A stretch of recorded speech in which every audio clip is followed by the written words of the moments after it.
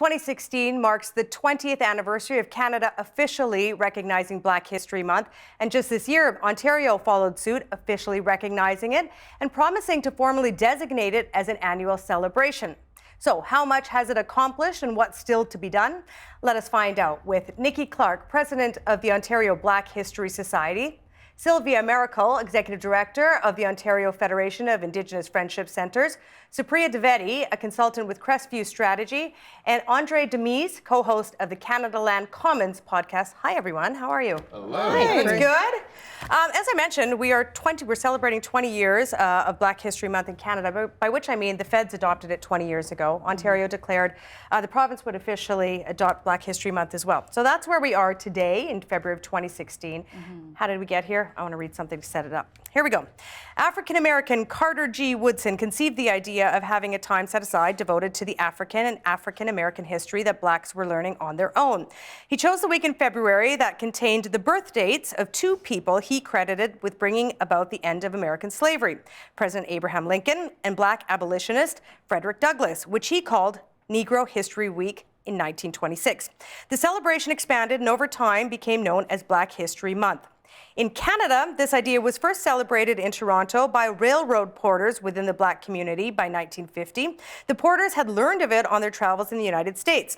It was not until the Ontario Black History Society was founded in 1978 and petitioned the City of Toronto by 1979 to have February proclaimed Black History Month that the celebration started to trickle into the entire community.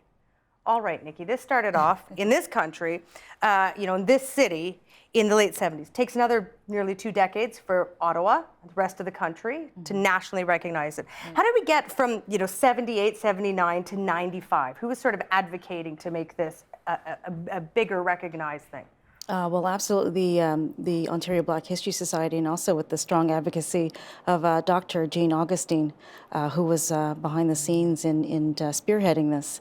So this is where we're at right now, and we're continuing to make strides in the community to, work with this proclamation. Seems like a pretty long road to get here. It's a long road, yeah. It's a long road. Okay, Andre, why did it take so long? Why do you think it took so long for us to get here? Because we don't like to talk about race in Canada. There's no getting around the fact that it's very, very difficult to have conversations about races, structures, hierarchies, and so forth. And in Canada, we like to pretend that we are far more evolved than our cousins in the United States, that the issues that they have in the States we don't have here. We don't like to talk about Canada's history of slavery. We don't like to talk about the fact that we tried to exclude people who were fleeing from Jim Crow slavery into Canada. We don't like to talk about that stuff because it makes people very, very uncomfortable. And we see the effects when, for example, Beyonce had a halftime celebration and she just had this overwhelming amount of blackness that just was beamed into middle America and made me very happy. But we had a local city councillor in Toronto who said that we should look at trying to bar her from entering Canada because the imagery was just too much. So yeah, because of the amount of discomfort that most Canadians have having these kinds of conversations, we just generally try to shut Black people up. And it's unfortunate, but I'm really glad that in the last couple of years, that's really started to fall away. Let me ask you this. You grew up in Canada? I did. Yeah. Yeah. Did you learn I was in the U.S. South for a bit too. Okay. But Did you learn your history as a Black Canadian growing up? No, not in school. Everything that I learned about Black history, I learned outside of our school system. That includes post-secondary. So I had to do my own research. When I found out about the Brotherhood of the Sleeping Car Porters, when I found out about the Sneed Party coming in from the United States, when I found out about any amount of Black historica in Canada that I've ever learned, it was not taught to me in any form of school system. I had to do that work on my own. Yeah, I could say the same for myself. I had a father who was very prominent in the Black community. He was actually one of the co-founders of the Black Business Professionals Association in Montreal in the mid-70s. So I was that child that he would bring to different debates. I met Reverend Jesse Jackson, so we're very, very aware at a very young age, and I learned everything through him. So what I'm proud to say is, as being part of the OBHS, is that we provide that gap where people need for us to come in and present, to provide resources. We have a library of books that are available at our office on Adelaide Street. So whatever the educators need, we're at their disposal to fill in the gap. So I think that's great, but I don't think you should have to do that. I think this is something that we should be learning in our schools. Sure. And I mean, African Canadians and Black Canadians have been here dating back to the early 1600s. So the fact that they're completely absent from our history books and what you would learn in school, I think not only does a big disservice to your overall education, but it's a slap in the face to a specific segment of the community that has helped shape Canada to the way that it is today. We're going to talk more about education and school system and where this all fits in. But Supriya, as a non-Black Canadian, I mean, what impact has Black History Month had on your understanding of Canadian history, of Black history in this country? Well, to be honest, most of my knowledge of Black history, I think I've done on my own, much as what Andre has been saying. And I think that it's great that we are where we are today, and the fact that it is in fact formally recognized. I think a lot of it is more show than actual substance. I think politicians like to show up to these sorts of events, and they like to make proclamations, and they like to claim that, you know, we're integrating all this new facts and education, but I don't think there's actually much substantive movement on that front. And I think more often than not, it's, you know, showing up for a photo op, unfortunately. Has Black History Month helped you become more educated, understand what Black Canadians and the experiences of them here in our country? Not at all. I think that the issue for me is that we're actually not taught history, that it has in some respects, not that there aren't many methods that we should teach by, but it's more about arts, about visual artists, about film, about whatever, and actual history that we should know, and certainly even common history in the case of Indigenous people, for instance, in Black in Nova Scotia, and the Maroons coming as part of a British experiment to help civilize us, and leaving. And the very modern day responses of that is combining the words Indigenous Black at Dalhousie and places. So we don't learn any of those kind of histories, and frankly. We have experiences with respect to people coming to Canada, fleeing to Canada, and marrying into our communities. And as a matter of fact, until this week, it's popped up again. But people had to change the spelling of their last names because you had these Indian agents who controlled our territories, the people we're coming into that married. And all of a sudden, you had to do things like put an E on the end of your name or spell it differently so they could trace that lineage. So. But those things are never taught in school. We know that through our own oral history. So like everyone else, the little that I have been able to learn, I pursued on my own. Or we've created relationships in work that we've done as community about sharing our stories. And I'm an advocate of that, and I wish we could get kids out of the classroom into each other's community and really learn experientially. I want to pick up on a word that you just used twice and go back to something that Andre said earlier, and that's community. I'm not a big fan of that word because I think it allows us just to see any one grouping of people through a monolith. But to your point earlier, when you were saying we don't like talking about race in this country, you made comparisons to the United States. We sometimes talk about being Black as monolith, that it doesn't transcend histories or borders or cultures, and there is a lot of diversity. What do you want us to know about, now I'm going to use the word, the Black community in Canada? Like, what do we tell, if there's one thing we can start to understand during Black History Month about being Black Canadian, what do you want us to know? Well, first of all, there's no such thing as a Black community in Canada. There are several Black communities. We came here in multiple waves. So there were the wave of loyalists that fought for the British during the War of 1776, who were shunted off to Nova Scotia. There were those who fought in the War of 1812, who were also shunted off to Nova Scotia. There were those who were freeing the Jim Crow era slavery. The largest migration pattern in North America that ever happened was Black people fleeing lynching. That happened in the 1910s and then again in the post-war period. And they were denied entry and citizenship into Canada. And those who actually did end up here under the leadership of Wilfrid Laurier, those who actually did make it into Canada were sometimes sent back out because of health reasons, that they were told that they might be bringing diseases into Canada. There were these huge waves of immigration into Canada that we just don't know about. And then the one that we're most familiar with was the wave of immigration that came in the 1970s after the Immigration Act was changed under the leadership of Pierre Elliott Trudeau. That's where I came in. Right, and that's where my grandmother came in and where my parents came in as well. That's the one that we're taught about. You know, when all these people were coming in from Jamaica and Grenada and Trinidad, Guyana, and so forth. And we figured that's when Black people got to Canada, and that's absolutely not true. What do you want people to know about being a Black Canadian? I want people to know that Black Canadians are amazing in the contributions and the achievements they've made internationally. Black History Month to me is Canadian History Month. It's International History Month. I am an educator, so I'm really happy to go into schools and to chat with the younger grades, because at that age, and I'm talking about 7, 8 years old, they don't know how to edit themselves. So when I asked them the question, "What is Black History Month to you?" One little girl said to me, "Well, it's about when, we're made to feel bad because that's when black people were treated badly." And she was relating it back to slavery. I said, "Okay, well, thank you for that." And I could look over at her teacher and seeing her, grimace and wanting to, jump into the next available hole.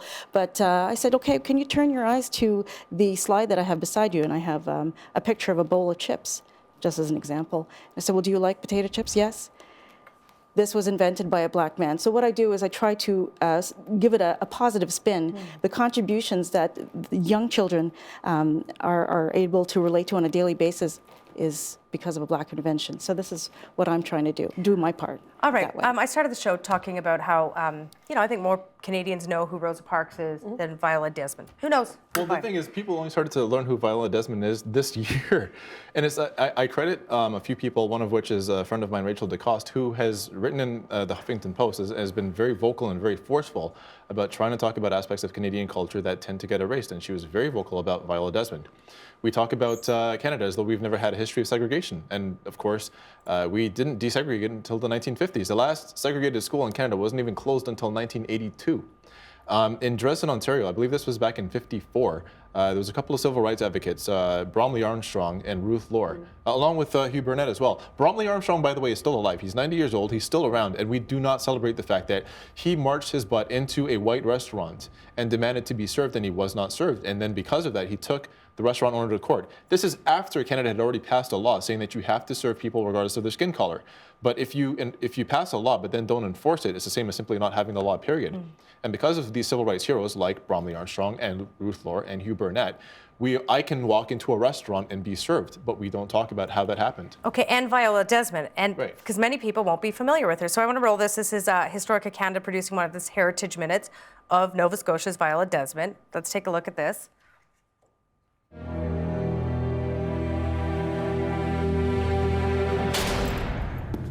They left me there all night. On what charge?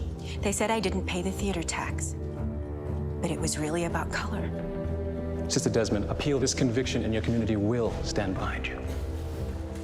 Do you have any idea what this will do to us? So what are you going to do? Make it right. Viola Desmond's case inspired Nova Scotia's civil rights movement. She was pardoned 63 years later based on the injustice of her conviction. Well, there you go. If you didn't know who Viola Desmond is, a little introduction. Nikki, Yes. she's also got a stamp, by the way. Canada she's got Post a issued a stamp, stamp yes. in, I think, 2012. How important are gestures like that? A Heritage Minute, a stamp? It's really important to just to reflect upon and give homage to these great people who've led the way for us. And I have to say, with Viola Desmond's situation, what had happened led to the civil rights kind of conviction in Canada, but 9 years before Rosa Parks. So everyone knows about Rosa Parks, but Viola This happened Desmond before that. happened 9 years before that. How important do you think gestures like this are, Sylvia? I think they're absolutely imperative. I think that if you don't have visible signs that we're not all the same, children and adults never get to ask the question, well, who is that? Can you tell me about it? Why did they do it this way? It's that kind of process that normalizes the conversation about race. It normalizes the conversation about where we come from. I think they're absolutely imperative. We've been talking about it since everybody arrived here. Since y'all showed up. Since you all showed up, right. Okay, we talked a little bit about education off the top, but I want to dig into it a bit more. I'm going to read this. This comes from your predecessor, Rosemary Sadler, and this is what she said. This is from 2002. African Canadian students need to feel affirmed, need to be aware of the contributions made by other Blacks in Canada, need to have role models, need to understand the social forces which have shaped and influenced their community and their identities as a means of feeling connected to the educational experience and their life experience in various regions of Canada. They need to feel empowered. When you look, Nikki, let me begin with you. When you look at Black History Month, has it had as big of an impact in terms of being integrated into the classroom in Ontario?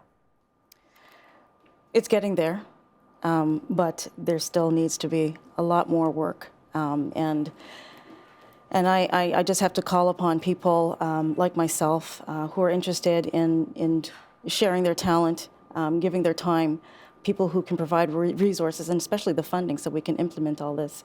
But yes, I would really like to see it as a regular part of curriculum, but it's taking time. What's the holdup, do you think? Our history. People who perceive. I ask because there's parallel here, isn't absolutely. there? Yeah. People who perceive they win write the history. Remember, it's not written from the other perspective. And the issue is about integrating it in everything we do. So I tell you, I have a little bit of envy of Black History Month because we don't have an Aboriginal History Month. You know, we have a day in June on the 21st when school's not in, and maybe a week of studies.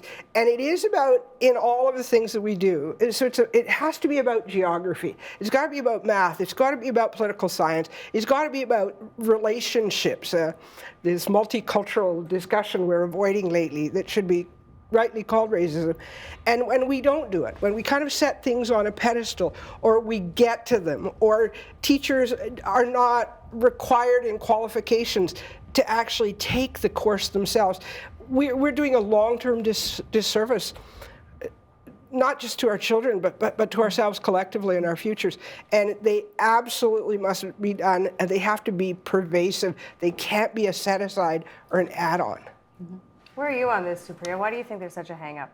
I mean, to be quite honest, I don't think there's much of a political will to really integrate it into the education system. And I think right now, with as Andre mentioned, with the success of the Black Lives Matter movement, with it being, turning into not just cerebral conversation, but water cooler conversation for people to talk about recent, activist protests or whatnot, I think we're hopefully getting towards a tipping point where society is sort of pushing our politicians to recognize that this is in fact incredibly important, and we need to integrate it properly into our education system, like Sylvia mentioned, not just history, but in every aspect. The fact that I did all of my schooling in Quebec and had maybe 2 days in grade 10 to learn about Indigenous history in Quebec, I think is appalling. The fact that I didn't learn anything about Black Canadians throughout my formal education, and I did 9 years of post-secondary education, I think is absolutely galling and is an indictment of our entire system. It may be, and you started off, Andre, our conversation saying, in Canada, we don't like to talk about race. Yeah. We don't. We don't like talking about the negative connotations that it has. Do we mind talking about the positive ones? We don't like talking about the positive connotations either, because the moment you start pointing out that there's any difference between groups of people for any particular reason, here's the thing. It was amazing to me that after I hate to keep coming back to this, but I think it's just a lightning rod. After that Super Bowl performance, it's amazing to me that Black Americans and Canadians went into work the following morning and had different conversations with their coworkers than they were having among themselves. A lot of us were simply bracing ourselves to go in and be like, okay, so Cam Newton in that post-Super Bowl performance, or Beyonce in that halftime performance. When we're talking to each other, I mean, I had lunch with the creator of the Oscars So White hashtag, April Rain, and a few other activists from the Toronto area. And we were just celebrating like how Black media has gotten. Like everyone is really starting to pay attention to not just our history, not just the civil rights chapter, but what's happening right now, which I believe currently we're undergoing an important era in civil rights. Our children and grandchildren will be talking about this period in time. And the conversations we're having with each other are not the same as what we're having with white folks, unfortunately. Let me suggest these things to you. They're not coming from me. I'm just suggesting because they're out there in the world, right? Mm-hmm. What does Beyonce got to do with being a Black Canadian? What does Black Lives Matter, an American hashtag? What does police officers being accused of shooting young Black men have to do with you being a Black Canadian in your experience? Well, what it has to do with me is that somebody who's distantly related to me was shot down by police in Peel. What it has to do with me is that if I was to have a conversation with the family of Andrew Loku and ask them, well, what does Black Lives Matter have to do with Toronto? They would probably have a few words to say to you. The thing is, in Canada, we like to think that we're past the United States because at least we're not killing people. At least we don't have police shooting people down in the streets, except when they do. At least we don't have people being discriminated against and being kept out of jobs, except when they are. At least we don't have people spitting on Black people in the streets, except when that happened to my best friend just a couple of years ago. And the person who spit in his face called him the N-word. This stuff happens here. But beyond that, beyond the overt acts of racism, there's the fact that if we look at our political structure, look at our parliament, look at Toronto City Council, look at our provincial. Well, look at our provincial parliament. I was getting to that. Thank you. Yeah. Look at our judiciary. Look at our law enforcement. Black people are erased from every position of leadership that there pretty much is in this province and just about in this country. We are far underrepresented. We're overrepresented in prisons, but no one cares about that. Black youth make up 41% of children inside of the care of Children's Aid Society. No one really cares about that. Nobody really wants to talk about that. But the moment that we say, well, give us a little bit of a space inside of our judiciary, law enforcement, inside of our government, inside of business leadership, and all of a sudden it's like we're trying to push into places that we're not wanted. So Black History Month is important not just for talking about the contributions that we have made, but talking about the contributions that we can make to this country, but we're not allowed to do so because of systemic racism. All right, Sylvia, throwing this one at you because, again, I see parallels within the Indigenous experience in histories that I think you probably agree with a lot. He said that your history is also being excluded. And I know you've heard this before. Let me throw it out there. That's not my history. Why do I need to learn about your history, Sylvia or Andre? Well, the simple answer for me, particularly when our young people are talking to me about it, is that our creation story says we were created here, but that other peoples and other races were created other places. The word we most use in our own language talks about being natural people. It doesn't talk about being a black or red or white or yellow or brown or where you were born. And so it seems to me that the ultimate expression of peace in all of our relationships is because we have to talk about these things.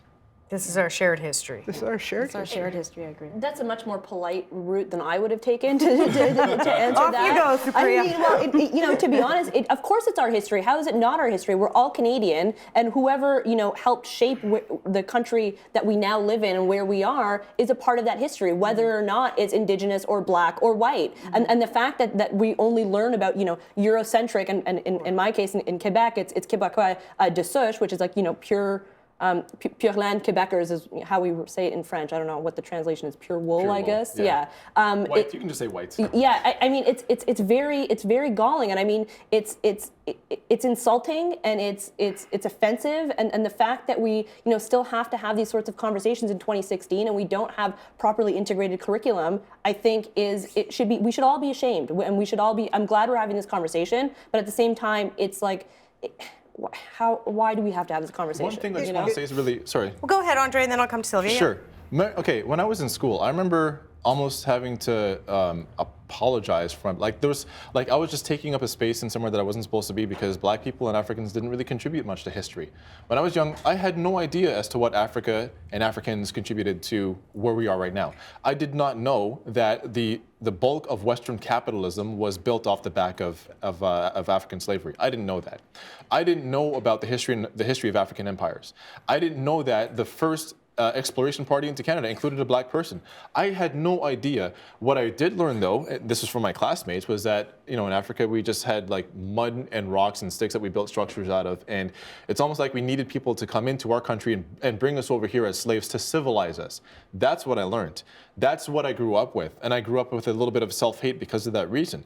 And out of everything that I learned when I was outside of school, that's how I got to be where I am right now. It's out of organizations like yours, Nikki, that helped me understand myself this way. This doesn't have to happen. This is entirely avoidable if we start integrating more stories into our regular curriculum. The fact that we learn Eurocentric history is not an accident whatsoever. That's a historical holdover. The fact that I know next to nothing about Indigenous history until I go out and educate myself is not an accident. The Indigenous history of Canada has been erased from our curriculums. I'm glad that we're getting to where we are now, where we can have these conversations more openly, but we're not there yet. This is no time to sit back and be happy and say, well, at least we're telling these stories now. No, we've got a long way to go. Sylvia, you want to say something? I just wanted to raise the issue as we have these conversations. There is always unique experiences in my notion of women in community. I know you don't like the word community. It's okay. So it doesn't matter if I like it. I use it all the time, despite my not liking it. I'm really not talking about a single community. And I believe that one of the things that's imperative for all of us to do, and I'm glad you raised the issue earlier with respect to the stamp, but we don't do enough, even when we're trying to transmit these histories, to break down some of the gender divides that have occurred. And women have always, around kitchen tables, doesn't matter whose kitchen table, tried to change the world and had the discussion. They haven't had the access and power. And we need to make sure as we tell these stories that those stories do come out.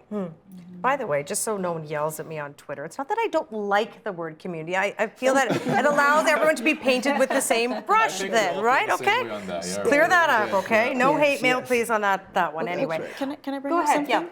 yeah. December 9th, myself and a number of other leaders in the community, there I go saying again, the Black community, were invited to the mayor's office, Mayor Tory, to start the discussion for a Black museum in Toronto. So what do you think of that? I think that's pretty good. I think that's pretty good. Yeah. Yeah. So we're meeting monthly and we're putting together this vision. But as you alluded to earlier, the face of the Black diaspora keeps changing daily with the immigration wave. So who do we create this museum for? What are the oral histories that are going to be passed down? What is it going to look like? So it's a work in progress. All right, we're making strides. We're clearly not where we want to be yet. Does Black History Month, though, 1 month out of 12, let us off the hook for the other 11?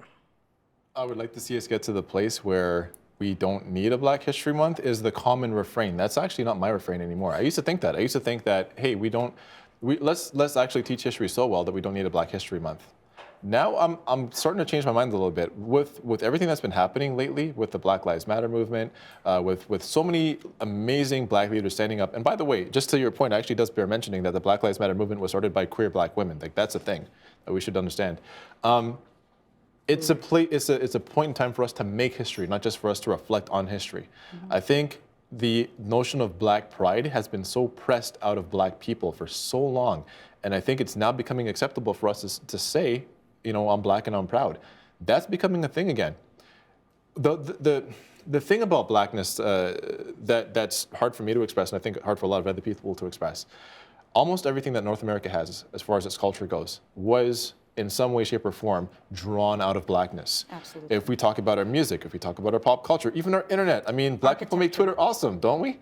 The thing, and I think it's now become okay for us to sit back and settle in ourselves and be like, no, I really am happy with who I am. I'm proud of myself and I'm proud of my people. We used to have to minimize our Blackness. For me to be able to get to where I am at work, for me to be able to move, to get by day to day, I almost have to shrink into myself and not allow my Black maleness to be offensive or intimidating to somebody else. Now we're getting to a point where I can just walk around with my shoulders back and my chin up and be proud of myself, and I'm really happy for that. So you're saying Black is the new Black?